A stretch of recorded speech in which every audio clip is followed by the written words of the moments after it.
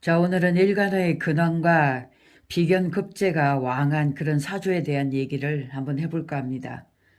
사주가 근황하고 뿌리가 아주 튼튼하고 비견급제가 아주 왕한 사람들. 이 사람들은 내 세계가 아주 확고합니다. 내 세계관이 뚜렷해요. 마치 자기만의 어떤 왕국을 이끌어가는 듯한 나만의 세계가 있다는 거죠. 그리고 주변에 항상 사람들이 끊이질 않아요. 나를 지지해주고 좀 동조해주는 이런 사람들이 많이 있다는 겁니다. 그래서 늘 바쁘게 살아가요. 일간에 이제 비견급제가 중중한 사람들은 내 살기도 바쁩니다. 그렇기 때문에 남을 돌아보지 않아요. 남한테 관심이 없다 그 말이죠. 내 하는 일이 바쁜데 사사롭게 남 개인적인 일에 관심이 없다는 거예요.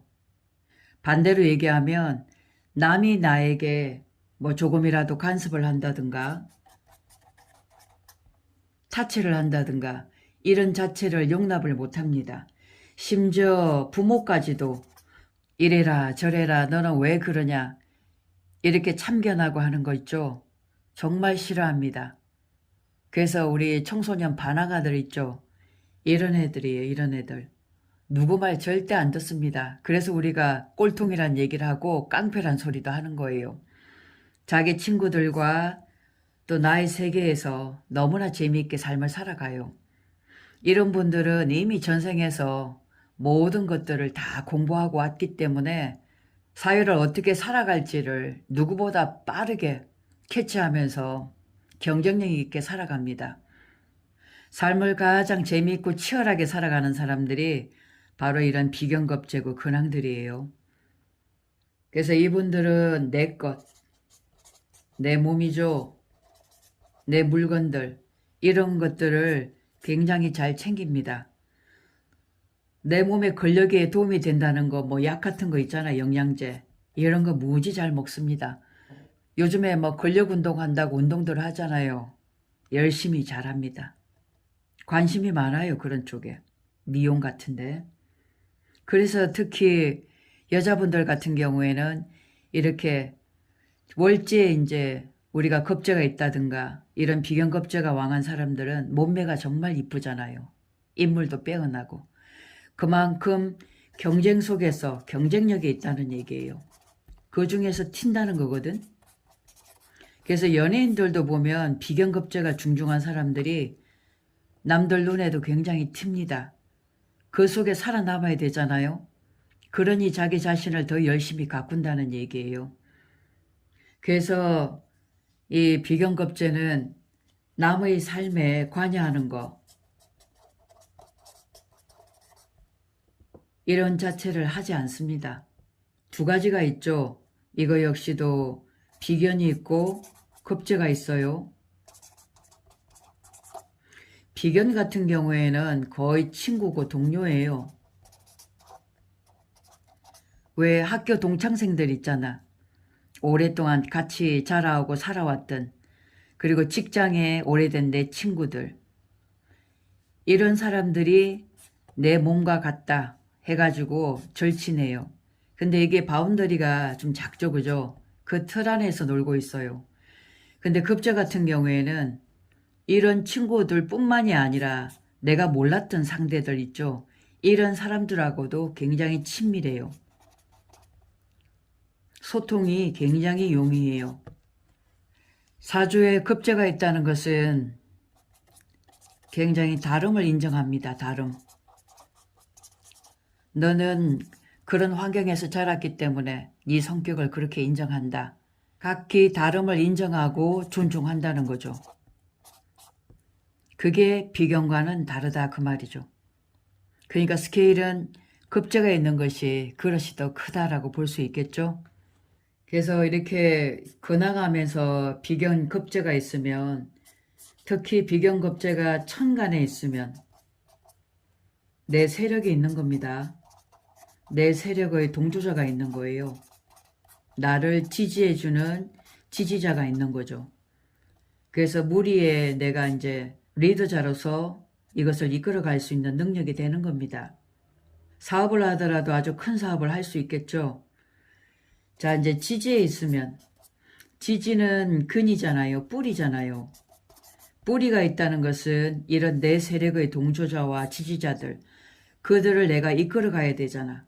유지하고 지속하고 이렇게 할 수 있는 그런 힘이 있어야 되기 때문에 이 지지에 있다는 것은 이 사람을 이끌어 갈 수 있는 책임감이 강하다는 거예요. 어떤 소속감. 이것을 이끌어 가려는 그런 마음을 먹게 돼요. 그래서 실제로 우리가 관이 있어야만 우리가 책임감이 강하다고 얘기하잖아요. 근데 일간에 이렇게 비견급제가 왕한 이런 권황한 사주들이 바로 관의 역할을 하는 겁니다. 스스로가 자기 자신에 대해서 책임을 지고 또 많은 사람을 또 책임질 수 있는 그런 책임감이 굉장히 강해요. 내 틀이 그만큼 완고하고 강하다는 겁니다. 그래서 우리가 어떤 세력 다툼 이렇게 얘기하죠. 세력 다툼. 세력 다툼이라는 것은 너와 나를 가른다는 거잖아. 윗사람, 아랫사람, 안과 밖을 나눈다는 얘기거든요. 관 중에서도 정관이라는 게 있어요. 정관. 발을 정자잖아요. 그죠? 올바르게 정해진 정사각형처럼 이런 관 속에 있는 나의 관이다는 거죠. 명분을 굉장히 중시합니다. 명분을 중시하죠. 그리고 또 뭐냐 하면 서열을 중시해요. 서열. 순서를 중시한다는 겁니다. 윗사람, 아랫사람이 따로 있다는 거잖아요. 그리고 내 사람, 또 내 사람이 아닌 경우를 또 정하는 거죠. 이렇게 안과 밖의 어떤 경계를 확실하게 구분하는 것이 바로 정관입니다. 마치 연세대 나오고 서울대 나온 사람은 그 사람들끼리, 또 행정고시 본 사람은 행정고시 본 사람끼리 그런 거 있죠. 그런 쪽의 어떤 서열이라든가 명분이라든가 그런 걸 굉장히 중시한다는 겁니다. 그래서 이미 아군 적군을 다 가리고 있어요.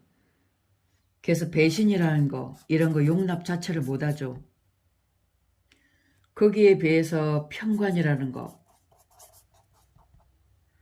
편관은 안을 보는 게 아니에요. 정관이 아니라면 편관은 바깥이거든. 그러니까 이게 밖을 보기 때문에 틀이 없다는 거예요. 이 틀이. 어디라도 내가 세력을 펼쳐나갈 수 있으면 크게 뻗어나간다는 거거든요. 그래서 우리가 정관을 조금 쪼잔하다라는 얘기를 하잖아요. 옹고집이고 속이 좁다는 말을 하죠. 근데 편관은 그렇지가 않다 그 말이죠. 그래서 이렇게 내 사람, 내 아닌 사람, 안과 밖 그런 쪽의 구분이 별로 없습니다. 밖을 향하고자 하는 마음이거든요. 스케일 자체가 좀 크고 방대하다는 겁니다. 그래서 이 세력에 있어서는 이 비견겁제, 비겁이 아주 왕한 사람들, 그리고 근이 아주 왕한 사람들, 이런 사람들은 내 세력의 그런 기반을 구축하는데 아주 탁월하고 내 세계가 아주 완고하다는 거. 그리고 이제 어떠한 명분이 있으면 이 명분을 향해서 크게 발돋움할 수 있는 그런 기운이 굉장히 강해요. 그래서 우리가 이 비견급제가 많은 사람들, 좀 깡으로 승부를 하죠. 그죠? 이런 사람들이 세상을 만들어가는 그런 시대예요. 치열한 어떤 경쟁 속에서 나라는 사람으로 우뚝 설 수 있다는 거죠. 그리고 없던 길도 만들어가는 사람들이 바로 이런 사람들이에요. 가시밭길도 길을 내가 가는 사람들이죠. 그리고 그런 사람들이 정관보다는 편관이에요. 새로운 길을 모색하고 새로운 길로 나아가고자 하는 이런 사람들이 편관이란 얘기죠.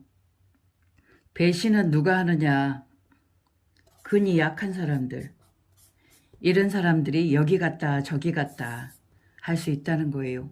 그래서 일간의 어떤 근황과 세력에 대해서 한번 간단하게 요약해 봤습니다. 고맙습니다.